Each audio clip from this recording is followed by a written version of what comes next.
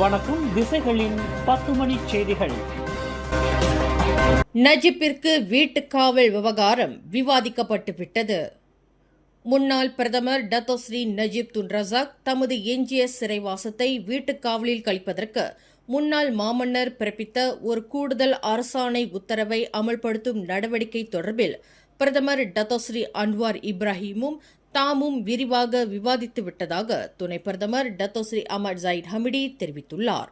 இந்த விவகாரம் சட்ட நடைமுறைக்கு ஏற்ப விரைவில் உரிய நடவடிக்கை எடுக்கப்படும் என்று அம்னோ தலைவருமான அமர் ஜாயிட் இன்று தெளிவுபடுத்தியுள்ளார். இறைவன் அருளில் அனைத்துமே சட்ட நடைமுறைக்கு ஏற்ப உரிய நடவடிக்கை எடுக்கப்படும் என்று அமர் ஜாஹித் குறிப்பிட்டார்.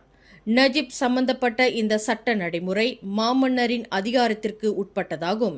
எனவே இந்த நடைமுறையை நாம் அனைவரும் மதிக்க வேண்டும் என்று கங்கார் அம்னோ டிவிஷன் கூட்டத்தை இன்று தொடக்கி வைத்து உரையாற்றுகையில் அமர் ஜாஹித் மேற்கண்டவாறு கூறினார். நஜிப்பை வீட்டுக்காவலில் வைப்பதற்கு முன்னாள் மாமன்னர் சுல்தான் அப்துல்லா பிறப்பித்த ஒரு கூடுதல் அரசாணை உத்தரவு உள்ளது என்பதை கூட்டரசு நீதிமன்ற விசாரணையின் போது சட்டத்துறை அலுவலகம் பகிரங்கமாக ஒப்புக்கொண்டதை தொடர்ந்து நஜிப் காஜாங் சிறைச்சாலையிலிருந்து வீட்டுக்காவலில் வைக்கப்பட வேண்டும் என்ற அழுத்தம் தற்போது மேலோங்கி வருகிறது. நாட்டின் பிரதமராகவும் பர்சத்து கட்சியின் தலைவராகவும் தாம் இருந்தபோது 2020ஆம் ஆண்டில் தமது சொந்த கட்சியே தம்மை நிராகரித்த பின்னர் பிரதமர் பதவியிலிருந்து தாம் உடனடியாக விலகிய அதே அணுகுமுறையை டத்தோஸ்ரீ அன்வார் இப்ராஹிம் பின்பற்ற வேண்டும் என்று துன் மகாதீர் முகமது கேட்டுக் கொண்டார். கோலாலம்பூர் டத்தாரான் மிர்டேகாவில் பரிகாத்தான் நேஷனல் ஏற்பாட்டில் நடைபெற்ற தூரோன் அன்வார் பேரணியில் கலந்து கொண்டு உரையாற்றுகையில் துன் மகாதீர் மேற்கண்டவாறு தெரிவித்தார். நாட்டிற்கு 2வது முறையாக தாம் பிரதமர் பொறுப்பை ஏற்ற பின்னர் பிரதமர் பதவியிலிருந்து விலகியது, தமக்கு அடுத்து தான் ஸ்ரீ முஹிடின் யாசின் பிரதமராக பொறுப்பேற்றது என 5 ஆண்டுகளுக்கு முன்பு அந்த கடைசி நேரத்தில் என்ன நடந்தது என்பதை துன் மகாதீர் பேரணியில் பங்கேற்றவர்களுடன் பகிர்ந்து கொண்டார். பக்கத்தான் ஹரப்பான் முதல் முறையாக ஆட்சி அமைத்த பின்னர் பிரதமர் பதவியிலிருந்து தாம் விலகியதால் அந்த கூட்டணி தலைமையேற்றிருந்த அரசாங்கம் கவிழ்ந்தது. அதன் பின்னர் பரிகாத்தான் நேஷனல் தலைவர் தான் ஸ்ரீ முஹிடின் யாசின் தலைமையில் ஒரு கூட்டணி அரசாங்கம் அமைந்தது. தலைவர் என்ற முறையில் கட்சியில் எனக்கு ஆதரவு இல்லாமல் போனது. வலுவிழந்து விட்டேன். எனவே பிரதமர் பொறுப்பிலிருந்து உடனடியாக விலகினேன் என்று துன் மகாதீர் விளக்கினார். நம்மை மக்கள் விரும்பாவிட்டால், ஆதரவை இழந்தால் பதவி விலகிதான் ஆக வேண்டும். அதுதான் உலக நியதி. அதற்கு சான்றாக உலகத் தலைவர்கள் பலரை முன்னுதாரணமாக காட்டிய துன் மகாதீர் அன்வார் பதவி விலகியாக வேண்டும் என்று தமது உரையில் வலியுறுத்தினார். இன்று நடைபெற்ற தூரோன் அன்வார் பேரணியில் கிட்டத்தட்ட 18,000 பேர் திரண்டுள்ளனர் என்று கோலாலம்பூர் இடைக்கால போலீஸ் தலைவர் டத்தோ முகமது யூசுப் ஜான் தெரிவித்துள்ளார். எனினும் பேரணியை ஏற்பாடு செய்த பரிகாத்தான் நேஷனல் இளைஞர் பிரிவின் வாதத்தின்படி 2 லட்சத்திற்கும் அதிகமானோர் திரண்டுள்ளனர் என்று குறிப்பிட்டுள்ளது. பேரணி முழுவதும் விரும்பத்தகாத எந்தவொரு சம்பவமும் நிகழவில்லை. டத்தாரான் மிர்டேகாவில் அமைக்கப்பட்ட மேடையை மாநகர் அமலாக்க அதிகாரிகள் அகற்றிய சம்பவத்தை தவிர பேரணி மிக அமைதியாக நடைபெற்றதாக அவர் குறிப்பிட்டார். 3000க்கும் அதிகமான போலீஸ்காரர்கள் கடமையில் ஈடுபட்டுள்ள வேளையில் ஒத்துழைப்பு நல்கிய பேரணியில் கலந்து கொண்டவர்களுக்கு டத்தோ முகமது யூசுப் தனது நன்றியை தெரிவித்துக் கொண்டார். பிரதமர் டத்தோஸ்ரீ அன்வார் இப்ராஹிமிற்கு எதிராக நாடாளுமன்றத்தில் நம்பிக்கையில்லா தீர்மானம் இல்லாதது மக்களின் ஆதரவை பிரதிபலிக்கவில்லை என்று பாஸ் கட்சியின் பொதுச் செயலாளரும் நாடாளுமன்ற கொறடாவுமான தக்கியுடின் அசான் தெரிவித்தார். பிரதமருக்கு எதிராக நாடாளுமன்றத்தில் நம்பிக்கையில்லா தீர்மானத்தை எதிர்க்கட்சியினர் கொண்டு வரக்கூடிய சாத்தியம் இல்லாமல் போகலாம். அதற்காக அவருக்கு மக்கள் ஆதரவு உள்ளன என்று பொருள்படாது என்று தக்கியுடின் அசான் விளக்கினார். அன்வாருக்கு மக்களின் ஆதரவு உண்டா இல்லையா என்பது குறித்து இன்று கோலாலம்பூரில் நடைபெற்ற தூரோன் அன்வார் பேரணியில் ஆயிரக்கணக்கான மக்கள் பங்கேற்றதை அன்வாரே நேரடியாக பார்க்க வேண்டும் என்று தக்கியுடின் அசான் கேட்டுக் கொண்டார். அமெரிக்காவிற்கான மலேசியாவின் புதிய தூதராக நியமிக்கப்பட்டுள்ள ஷாருல் இக்ராம் தமது நியமன கடிதத்தை அதிபர் டொனால்டு டிரம்பிடம் ஒப்படைத்தார். கடந்த ஜூலை 24ஆம் தேதி வெள்ளை மாளிகையில் நடைபெற்ற இந்த சந்திப்பின் போது மலேசியாவிற்கும் அமெரிக்காவிற்கும் இடையிலான இருவழி உறவை வலுப்படுத்துவதற்கான தனது உறுதிப்பாட்டையும் ஷாருல் இக்ராம் தெரிவித்துக் கொண்டார்.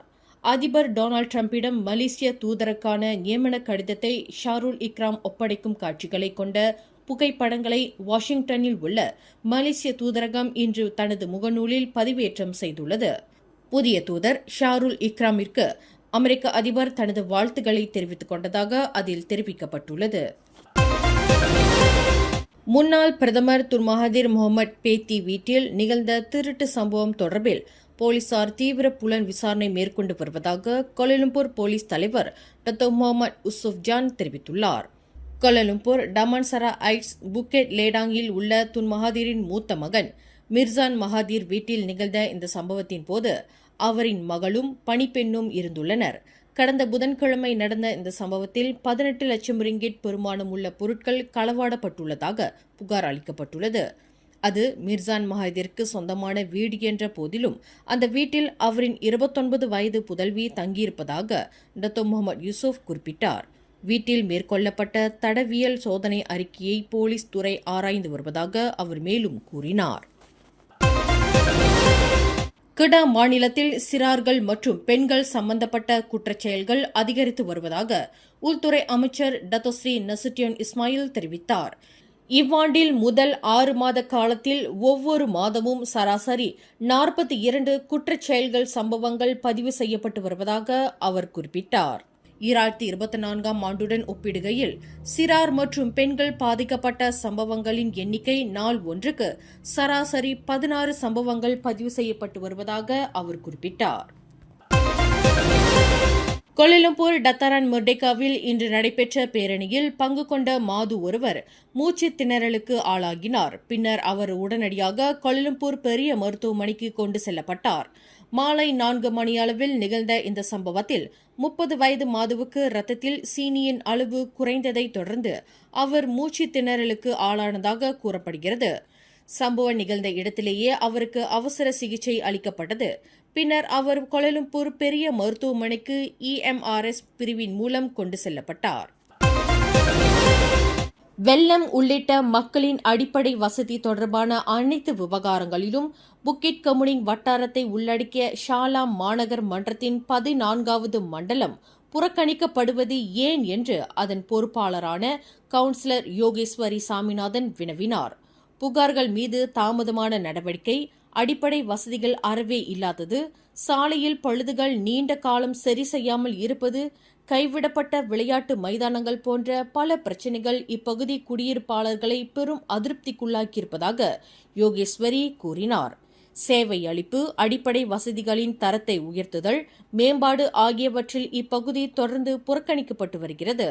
இத்தகைய போக்கு புக்கிட் கமுனிங் வட்டாரத்தை மாநகர் மன்றம் மாற்றாந்தாய் பிள்ளை போல் நடத்துவதாக ஓர் எண்ணத்தை மக்களிடையே ஏற்படுத்தியுள்ளது என்றார். புக்கிட் கமுனிங் உட்பட மாநகரின் அனைத்து பகுதிகளிலும் நியாயமாகவும் சமநிலையாகவும் நடத்தப்பட வேண்டும் என்று அண்மையில் நடந்த மாநகர் மன்றத்தின் கூட்டத்தில் உரையாற்றிய போது குறிப்பிட்டார். புக்கிட் கமுனிங் வட்டாரமும் ஷாலாம் மாநகர் மன்றத்தின் ஒரு பகுதி என்பதை மறந்துவிடலாகாது என்றார். தவிர இவ்வட்டார மக்களும் வரி செலுத்துகின்றனர். மாநகர் மன்றத்தின் அனைத்து முயற்சிகளுக்கும் தோள் கொடுத்து வருகின்றனர். இந்நிலையில் இவ்வட்டாரத்தில் மக்கள் எதிர்நோக்கும் பிரச்சினைகளுக்கு உடனுக்குடன் தீர்வு காண்பதில் கவனம் செலுத்தும்படி மாநகர் மன்றத்திடம் அவர் கோரிக்கை விடுத்தார். ஜொஹோர் இஸ்காண்டார் புத்ரி தாமான் புக்கெட் இண்டாவைச் சேர்ந்த 7 வயது இந்திய சிறுவன் காணவில்லை என்று புகார் அளிக்கப்பட்டுள்ளது. தனது மகன் காணாதது குறித்து தெரியவந்த அந்த சிறுவனின் 36 வயது தந்தை முனுசாமி நேற்று முன்தினம் காலை 2:15 மணியளவில் போலீசில் புகார் செய்துள்ளார் என்று இஸ்காண்டார் புத்ரி மாவட்ட போலீஸ் தலைவர் ACP M குமரேசன் தெரிவித்தார். காணாமல் போன சிறுவன் M திஷாந்த் என்றும் உயரம் 110 சென்டிமீட்டர் என்றும் எடை 19 கிலோ என்றும் அடையாளம் கூறப்பட்டதாக ACP குமரேசன் குறிப்பிட்டார். சிறுவனை ஆக கடைசியாக பார்த்தது இஸ்காண்டார் புத்ரி புக்கெட் இண்டா கோபித்யாம் தியோங்நாம் உணவகமாகும். சிறுவனை பார்த்தவர்கள் அல்லது அவர் இருக்கும் இடம் தெரிந்தவர்கள் புலன் விசாரணை அதிகாரி கோமதி 013038128004 அல்லது 0751136622 என்ற தொலைபேசி எண்களில் தொடர்பு கொள்ளுமாறு பொதுமக்களை ACP குமரேசன் கேட்டுக் கொண்டார். கடந்த வெள்ளிக்கிழமை மலாக்காவில் உள்ள ஒரு MRSM தொடக்கப்பள்ளியில் மாணவன் ஒருவனை மடக்கி பகடிவதை செய்ததாக உறுதி செய்யப்பட்ட 6 மாணவர்கள் பள்ளியிலிருந்து நீக்கப்பட்டனர். இதனை மாரா தலைவர் டாக்டர் அஷ்ரப் வஜ்டி இன்று அறிவித்துள்ளார். சம்பந்தப்பட்ட மாணவனை அந்த 6 மாணவர்களும் பகடிவதை செய்ததற்கான ஆதாரங்கள் இருந்த வேளையில் அந்த 6வரும் குற்றம் இழைத்துள்ளனர் என்று MRSM ஒழுங்கு நடவடிக்கை குழு தனது விசாரணையில் உறுதி செய்துள்ளதாக டாக்டர் அஷ்ரப் வஜ்டி தெரிவித்தார். மேலும் செய்திகளை தெரிந்து கொள்ள கீழே இருக்கும் பெல் பட்டனை அழுத்துங்கள். உங்கள் மகிழ்ச்சியை வெளிப்படுத்த லைக் மற்றும் ஷேர் செய்யுங்கள். தொடர்ந்து திசைகளோடு இணைந்திருக்க சப்ஸ்கிரைப் செய்யுங்கள்.